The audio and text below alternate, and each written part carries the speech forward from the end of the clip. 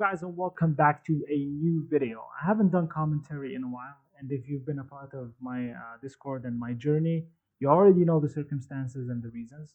I want to dive into the video right away, and from what you can see in the title, this will be a series of videos all related to Jack-8, the full breakdown of the character. I wanted to use AI, voiceover, since I don't have access to my setup, and I'm only limited to my laptop and my headset pretty much, but I like being authentic as well.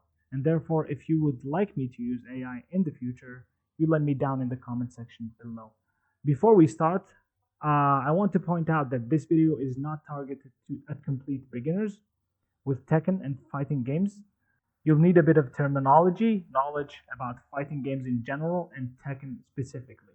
So I would recommend understanding game mechanics and playing a little to get a grasp of Tekken before watching this. So Jack-8, a character that has been around since the first Tekken game. How does Jack-8 differ from the previous Jack-7? That's a good starting point for this breakdown to understand what you're dealing with. I main Jack in Tekken 7 for years. I've competed a lot in local tournaments, and I can tell you that Jack-8 is way more fun. Jack-7 was a reliable tournament character despite being mid-tier, but he was very dull, lacking creativity and juggle options. Jack-8 on the other side is a mixture of his previous version plus Gigas's move list.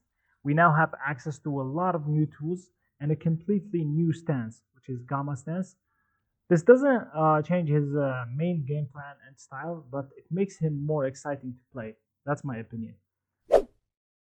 Since we're breaking down the character, it's very important to talk about his strengths and weaknesses, so you'll have a good understanding of what to focus on and what you'll struggle against.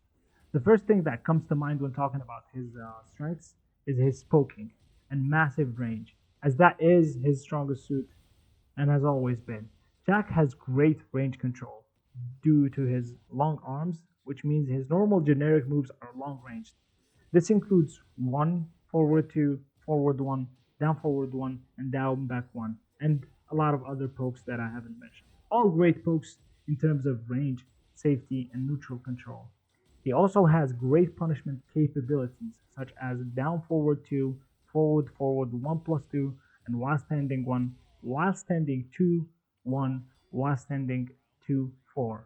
What's even more exciting and strong is his shift to Gamma stance from some of his punishments, which makes his defensive playstyle even more rewarding now.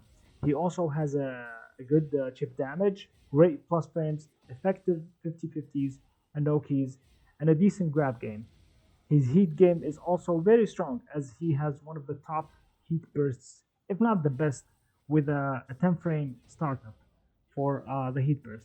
For weaknesses, as a Jack main, I've always struggled against two main things: pressure and sidestep. Unfortunately, Jack-8 does not have any good fully homing moves besides up back 1 plus 2, which is a high power crush, and Gamma 1, which is a safe mid from Gamma stance. The downside is both of these moves are very slow. Both can be punished quite badly if you face a good opponent. He has got tracking moves, each with weak sides, but most aren't safe. No fully homing moves that are actually good or fast. Because of his big body, he also has movement limitations, with a weaker sidestep compared to most of the Tekken roster, and a lack of any panic moves besides his high crushes. So against characters with good pressure, such as Fang, Nina, Dragonov, Steve, and Jin, and other characters, you will most likely have a huge disadvantage, which will require a lot of matchup knowledge to compensate for it. Another downside to his big body is the special big body combos, which means you will get hit with more damaging combos that only hit big bodies like Jack, King, and Bears. Now that you know all of this, why pick Jack-8?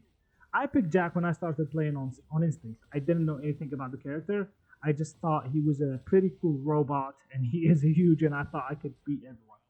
But after playing him for years, especially in Tekken 8 with all the new mechanics that reward offensive playstyle, Jack-8 is a perfect fit.